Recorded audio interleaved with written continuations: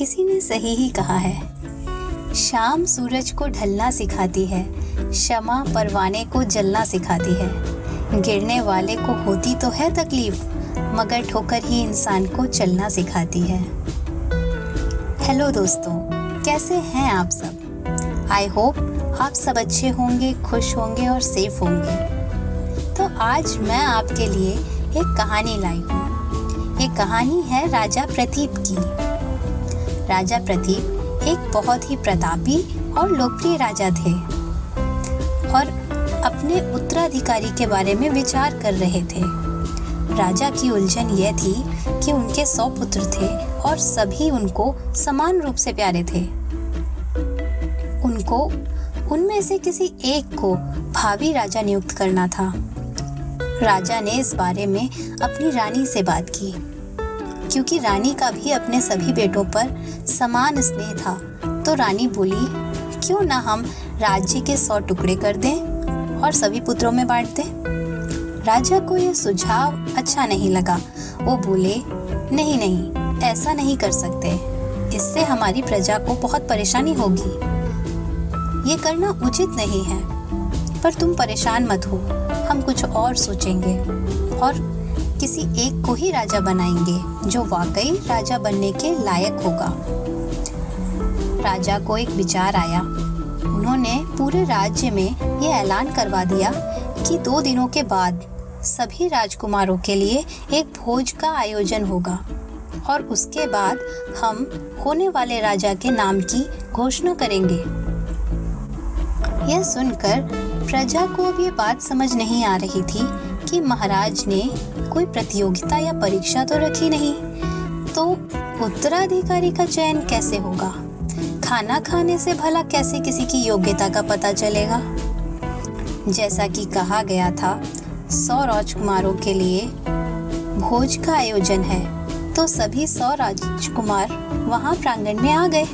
खूब सारे पकवान बने, खूब शानो शौकत के साथ 100 थालियां सजाई गई।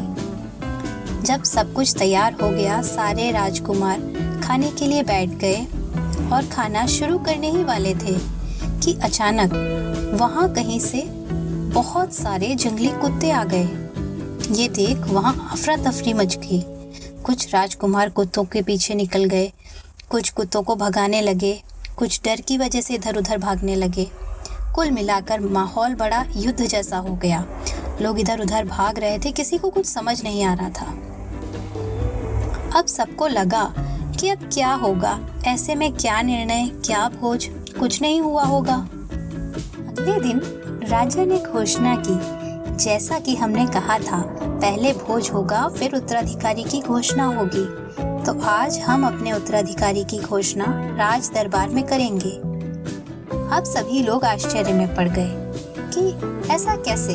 कल तो भोज हो ही नहीं पाया और कुछ हुआ ही नहीं, तो कैसे राजा ने निर्णय लिया? सभी लोगों में उत्सुकता भी थी और आश्चर्य भी। अब दरबार लगा, राजा बैठे, उनके सभी मंत्री, दरबारी, प्रजा बैठी। राजा ने सबसे पहले अपने सबसे बड़े पुत्र को बुलाया और उससे पूछा, कल का भोज कैसा था? तो राजकुमार ने जवाब दिया, कैसी बात कर रहे हैं पिताजी, कल भोज हुआ ही कहाँ? जैसे ही हम लोग खाने बैठे, कहीं से जंगली कुत्ते आ गए। मुझे तो लगता है अपने द्वारपाल और सिपाही सब निकम्मे हो गए हैं। ऐसे कैसे कुत्ते अंदर आ गए? मुझे तो बहुत गुस्सा आ गया। अब राजा ने दूसरे राजकुमार से यही सवाल किया, तो वो बोला, अरे पिताजी, क्या भोज, मैं तो कुत्तों को भगाने चला गया। जब तीसरे से पूछा तो तीसरा बोला, मुझे तो डर लगता है पिताजी, मैं तो छुप गया था, मुझे नहीं पता क्या हुआ। इसी तरह सभी 99 पुत्रों ने अपने अपने जवाब दिए। अब राजा ने आखिरी पुत्र से पूछा, तो उसने कहा, कल का भोज तो बेहद शानदार था पिताजी, मैंने सभी पकवान खाए, बहुत अच्छा लगा, मुझे तो बहुत आनंद आया।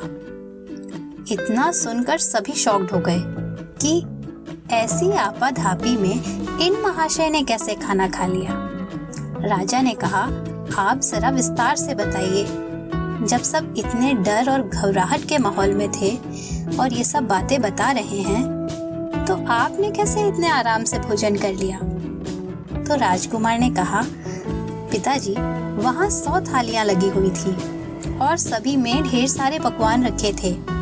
जैसे ही जंगली कुत्ते आए, सभी लोग अपनी जगह से हट गए, पर मैं अपनी जगह पे बैठा रहा। और जब कोई कुत्ता मेरे सामने आता तो मैं दूसरी थाली उसके आगे फेंक देता। इस तरह मैंने अपना भोजन पूरा किया और कुत्तों को भी खिला दिया। इतना सुनते ही वहां तालियों की गड़गड़ाहट गूंज उठी और राजा ने कहा, आप सबके सामने अब ये मैं घोषणा करता हूँ कि ये ही आपके अगले राजा होंगे। तो देखा दोस्तों आपने, ये छोटी सी कहानी हमें कितना बड़ा मैसेज देती है।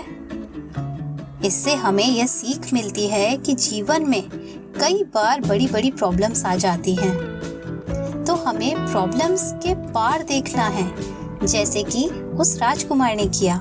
उसने प्रॉब्लम के ऊपर फोकस नहीं किया, उसने सॉल्यूशंस को सोचा, जबकि बाकी लोग घबराहट में आ गए थे और प्रॉब्लम की ही बात कर रहे थे। ठीक इसी तरह आप भी जब कोई प्रॉब्लम में होते हैं तो सॉल्यूशन पर फोकस करिए। अगर आपको ये कहानी अच्छी लगी तो हमें कमेंट सेक्शन में जरूर बताइए। हमेशा पॉजिटिव सोचिए, खुश रहिए और अपना ख्याल रखिए। अगर आपको हमारा वीडियो पसंद आया और आप ऐसे और वीडियो देखना चाहते हैं तो कृपया सब्सक्राइब करें।